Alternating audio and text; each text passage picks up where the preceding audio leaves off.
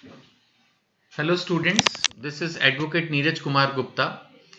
इस वीडियो में हम बात करेंगे लायबिलिटी फॉर फॉरेन टॉर्ट की। सपोज आप फॉरेन कंट्री में ट्रैवल कर रहे हो इंडियन, वहां कोई बदतमीजी हो गई, नेग्लिजेंस, ट्रेसपास, डिफेमेशन। अब यहां दो कंट्री इंवॉल्व हो गई, या सपोज कोई फॉरेनर इंडिया में ट्रैवल कर रहा है, या आपस में कोई बिजनेस कनेक्शंस हैं, बिजनेस मीटिंग्स हैं, तो देर इज ए पॉसिबिलिटी कि मामला सिर्फ इंडियन ना हो, इंडियन प्लस फॉरेन दोनों चीजें उसमें इन्वॉल्व हो गई। So this question will deal with liability for foreign tort. जहां दो देश इन्वॉल्व हैं तब क्या होगा, कहां का कानून लगेगा। देखो, ऐसी सिचुएशन में दोनों कंट्रीज में कंपेंसेशन देना पड़ जाए, दोनों देशों में पेनल्टी भुगतनी पड़ जाए, दोनों देशों में सजा हो, इंप्रिजनमेंट हो, पॉसिबिलिटी है। आप खुद सोच के देखो, मैं आपको इंडिया में पढ़ा रहा हूं, बट आप पता नहीं कौन से देश में गए हो। मैंने सुना है 200 के आसपास देश हैं दुनिया में। अब मैं आपको पूरे 200 देशों का, सपोज आप मेरे को नहीं सर ऐसे नहीं, ढंग से बताओ किस क्राइम का किस कंट्री में क्या होगा, बताओ कैसे बता दूं। क्राइम ही 1000 तरह के, 200 तरह के देश, तो 2 लाख पॉइंट बन गए। तो कैसे बताऊं किस देश में क्या होगा। तो बाहर क्या होगा वो तो अलग ही है। अब बोलो सर इंडिया का तो बता दो। अच्छा, अब इंडिया का ये है कानून, हमारा क्या बोलता है। हमारा कानून बोलता है कि अगर कोई चीज, जिस कंट्री में आपने अपराध किया वहां भी अपराध है, यहां भी अपराध है, मतलब दोनों देशों में वो अपराध ही है, फिर तो इंडिया में केस चल ही सकता है। इंडियन होगा तो इंडिया में चल सकता है, फॉरेनर पे इंडिया में तभी चलेगा जब वो उस वक्त at the time of error, negligence, nuisance, whatever India में हो। कुछ लॉजिक तो बनना ही चाहिए ना इंडिया से, ऐसे थोड़ी हवा में चला दोगे इंडिया में कुछ भी। तो इंडियन पे तो इंडिया में हो ही सकता है केस, फॉरेनर पर जब वो इंडिया में उस समय हो, at the time of incident, accident, error, whatever. ये है कहानी लायबिलिटी फॉर फॉरेन टॉर्ट। हो सकता है आपके मन में आओ सर दोबारा होता, तो फिर दोबारा सुन लो। दोबारा कहानी ये है कि इंडिया में तभी लायबल होगा जब वो पर्टिकुलर एरर, वो नेग्लिजेंस, वो न्यूसेंस, वो ट्रेसपास फॉरेन कंट्री में भी रॉन्ग हो और इंडिया में भी रॉन्ग हो, यानी दोनों देशों में कानून के अनुसार जो आपकी एक्टिविटी है वो रॉन्ग है, एरर है, सब्जेक्ट टू पेनल्टी है, सब्जेक्ट टू फाइन है, सब्जेक्ट टू कंपेंसेशन है, सब्जेक्ट टू इंप्रिजनमेंट है। जब तक कोई क्राइम दोनों देशों में क्राइम नहीं होगा, दो देश कौन से, जो भी दो कनेक्टेड है कहानी में, तब तक इंडिया में मैटर चल ही नहीं सकता। सबसे पहली बात तो ये है। अब अगर है तो इंडिया में जो लगेगा वो तो हम पढ़ ही रहे हैं। वहां के बारे में मैंने पहले ही बोला, भाई फॉरेन कंट्री में पता नहीं कौन सी फॉरेन कंट्री है, वहां पे क्या रूल्स हैं, कितनी फाइन पेनल्टी लगेगी, तो फिर वहीं का कानून ही बता सकता, मैं इसमें कैसे बताऊं। तो आपको एग्जाम में क्या लिखना है वो सब मैंने पहले ही लिख के दिया, वो अभी पढ़ भी देता हूं। जैसे मेरा स्टाइल है पढ़ाने का, इंग्लिश हिंदी में किताब बनी हुई है, आपको जो भी पढ़ाऊंगा आपके लिए नोट्स पूरे बने बनाए हैं, इसमें से पढ़ो, समझो, लिखो। समझना पहले जरूरी है, वही मैं समझाता हूं वीडियो में। सो कहानी यही है कि इंडिया में कोई भी चीज टॉर्ट में तभी आएगी, फॉरेन टॉर्ट में, जब जिस कंट्री से उसकी कनेक्टिविटी है उस कंट्री में भी वो टॉर्ट लॉ में आता हो, क्राइम लॉ में आता हो। That is the main point you have to understand here. Situation कब अराइव होगी, इसमें लिखा ही है, people frequently travel, conduct business and interact across national boundaries. लोग देश विदेश में घूमने भी जाते हैं, बिजनेस भी करते हैं, इंटरैक्ट करते हैं। अब कोई गलती हो गई मान लेते हैं, तो ये एक वो सिविल रॉन्ग होगा that is committed in a foreign country. यहां पर इस तरह से लिखा, लेकिन कोई फॉरेनर अगर इंडिया में आया हुआ तो भी वो यही पॉइंट होगा। फिलहाल हम इंडियन के एंगल से देखें, so it's a civil wrong that is committed in a foreign country, लेकिन हम इंडियन से वो एरर वहां पर हुई है। सो प्राइवेट इंटरनेशनल लॉ इसमें डिटरमिन करते हैं कि क्या होगा और क्या नहीं होगा, वो आगे चल के मैंने समझाया भी हुआ है। नाउ इसमें कुछ कंडीशंस हैं सर्टेन नेसेसरी कंडीशंस हैं जो कि सेटिस्फाई होनी चाहिए, तभी इंडिया के अंदर ये पॉइंट, ये क्राइम, ये एरर, ये सिविल रॉन्ग टैक्स मतलब सब्जेक्ट टू एक्शन होगा। सो यहां पर जो मेन पॉइंट है, मोस्ट इंपॉर्टेंट प्रिंसिपल जो है वो है डबल एक्शनेबिलिटी रूल। इसको रट लो, क्योंकि समझा तो मैंने दिया है, याद करना भी जरूरी है। जब तक इसको लिखोगे नहीं एग्जाम में हेडिंग डाल के, मेरे यहां तो लाइनों के बीच में छुपा हुआ है, आपको उसको प्रॉपर हेडिंग डाल के लिखना है। डबल एक्शनेबिलिटी रूल, डबल एक्शन मतलब वो एरर इंडिया में भी और उस पर्टिकुलर कंट्री में भी, दोनों जगह एक्शनेबल है। एक्शनेबल माने इस पर एक्शन हो सकता है, उस पर आपको सजा हो सकती है। एक्ट जो आपकी एक्टिविटी थी must be actionable under the law of the country where it occurred and under the law of the country where action is brought. अभी फिलहाल तो एक्शन हम इंडिया की ही बात कर रहे हैं, तो दोनों जगह the act must be actionable under the law of the country where it occurred. इसका कलर चेंज कर देता हूं ताकि आप दोनों को अलग अलग समझ सको। जिस देश में वो सिविल रॉन्ग हुआ उस देश में भी वो सिविल रॉन्ग माना जाता है और इंडिया में भी माना जाता है। And the law of the country where the action is brought. अब एक्शन जहां हो रहा है वो तो मैंने बताई दिया ना, इंडिया में हो रहा है तभी तो हम पढ़ रहे हैं। ये एक जनरल वे में लिखा हुआ है कि अगर दो देशों का मामला हो तो कैसे डील होगा, तो मैंने आपको बता दिया जिस कंट्री में भी हुआ वहां पर भी एक्शन हो सके, और इंडिया में तो हुई। इसी को बोला गया है डबल एक्शनेबिलिटी रूल। डबल एक्शनेबिलिटी रूल, इसको आपको अच्छे से याद रखना है।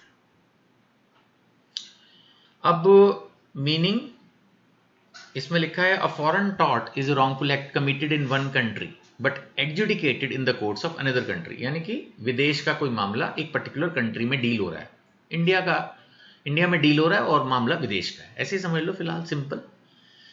तो ये तभी होगा जब इसमें कोई इंटरनेशनल ट्रैवल है, क्रॉस बॉर्डर बिजनेस ट्रांजैक्शन है, या एमएनसीज हैं, या फॉरेन नेशनल्स का कोई एक्सीडेंट है। ये बात ऊपर मैं पढ़ा चुका हूं। नाउ जनरल रूल क्या है, committed in a foreign country will be actionable in another country if certain conditions are satisfied. Main rule क्या है, most important principle is double actionability. बार बार घुमा घुमा के वही बात लिखी जाएगी। सबसे पहली कंडीशन क्या है, the act must be actionable under the law of the forum. Forum यहां पर फिर इंडिया की बात कर रहा है, यानी कोई भी ऐसी एक्टिविटी जो इंडिया में एक्शनेबल है, यानी जिसके खिलाफ कोई एक्शन इंडिया में लिया जा सकता है। That is the point we are discussing. ठीक है, अगर फॉरेन कंट्री में है तो बात की बात, पहले इंडिया में तो जरूरी होना चाहिए कि हमारे कानून के हिसाब से हो। दूसरा, the act must not be justifiable under the law of the place where it was done. Foreign country में वो जस्टिफाइड ना हो, सीधी सी बात समझें तो फॉरेन कंट्री में भी एक्शनेबल हो, सीधी सी बात समझें तो फॉरेन कंट्री में भी उसके ऊपर एक्शन हो, फॉरेन कंट्री में भी वो पनिशेबल हो, कंपेंसेशन पेएबल हो, इंप्रिजनमेंट एप्लीकेबल हो। राइट, तो दोनों देशों में जब तक नहीं होगा डबल एक्शनेबिलिटी, बस बार बार घुमा घुमा के वही चीजें लिखनी है। अब यहां पर हेडिंग भी डाल दी गई, रूल ऑफ डबल एक्शनेबिलिटी। इसमें क्या कहता है, according to this rule a foreign tort is actionable only if the two conditions are satisfied. पहला, it is actionable as a tort under the law of the forum। ये हिंदी में एकदम साफ समझ में आता है कि जिस देश में ये एक्शन हो रहा है उसके अंदर हो। और दूसरा, it must not be justified by the law where it was committed, यानी it is punishable in that country also। तो ये वही चीज बता रहा है। अब एग्जाम्पल लेते हैं, एक ऐसा जिसमें एक जगह क्राइम है दूसरी जगह नहीं। अब जैसे मैंने इसको एग्जाम्पल नेट के ऊपर सर्च करके आपके लिए डाला कि सरोगेसी फॉर कमर्शियल पर्पसेस, ये हेडिंग ले लेते हैं समझने के लिए। अभी इसमें लिखा है, countries like United states, USA में अगर आप किसी लेडी को कनेक्ट करते हो, उसको पैसे देते हो कि वो आपके लिए बच्चा पैदा कर दे, सरोगेसी, पैसे देके आप ये काम करवा रहे हो, तो ये कुछ हद तक कुछ कंडीशंस के हिसाब से यूएसए में अलाउड है। लेकिन इंडिया में आप यही हरकत करते हो तो अलाउड नहीं है। तो इसका मतलब इस पर एक्शन इंडिया में नहीं हो सकता, क्योंकि वो वहां तो जस्टिफाइड ही है ना। मैंने आपको क्या बोला, एक्शन इंडिया में तभी हो सकता है जब दोनों कंट्रीज में कोई चीज अलाउड ना हो, आपने ऐसा कोई काम किया।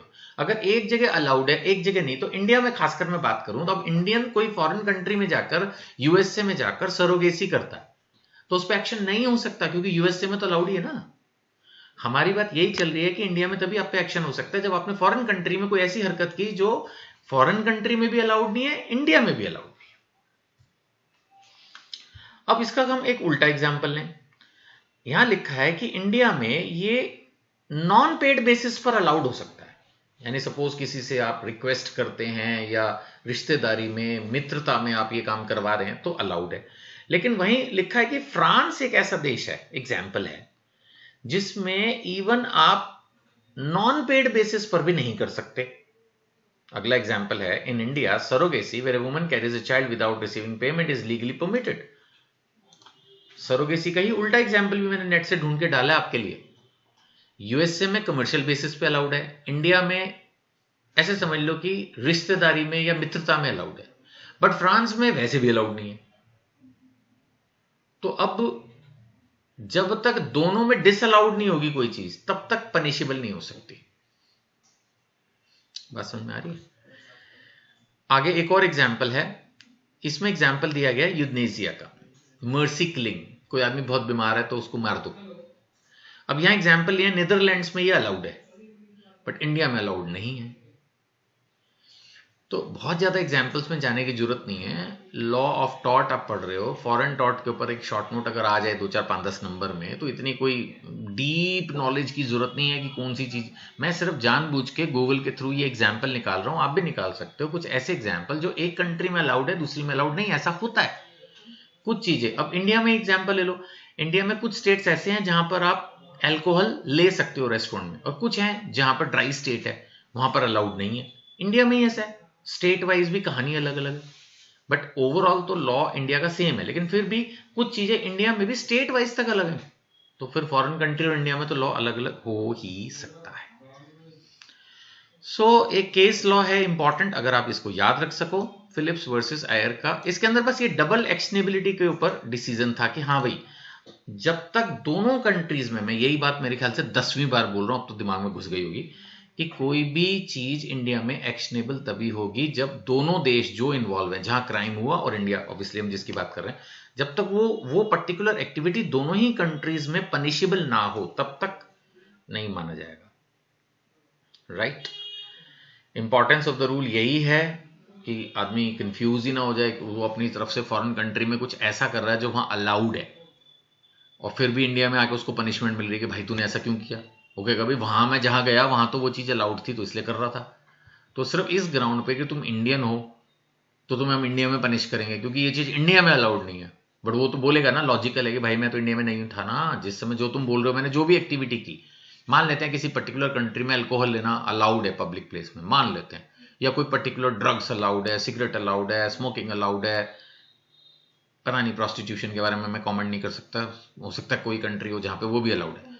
अब माना वो अलाउड है तो इंडिया में आके थोड़ी आप उसको उसके ऊपर लगा दोगे लॉ ऑफ टॉट, वो बोलेगा भाई जिस कंट्री में मैंने किया वहां तो अलाउड ही है ना, तो बात खत्म। That is the importance of the rule, protection मिल रही है ना।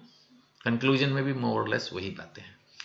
इसको आप पढ़ लो, कोई डाउट हो तो आप डिस्कस कर सकते हो, फेस टू फेस क्लासेस के लिए रजिस्टर कर सकते हो। हर वीडियो के एंड में बोलता हूँ मेरा एक व्हाट्सएप चैनल है, उसको ज्वाइन करो इन नंबरों के थ्रू, उसका लिंक लो, ज्वाइन करो, उसमें मैं प्रैक्टिकल टिप्स भी देता हूँ, यूनिवर्सिटीज़ के अपडेट्स भी डलते हैं। और कोई भी डाउट हो आप मेरे को व्हाट्सएप पे कनेक्ट कीजिए, यूट्यूब पर लिखिए कमेंट अपना, मैं आपके क्वेश्चन का जवाब देने की पूरी कोशिश करूँगा। Thank you.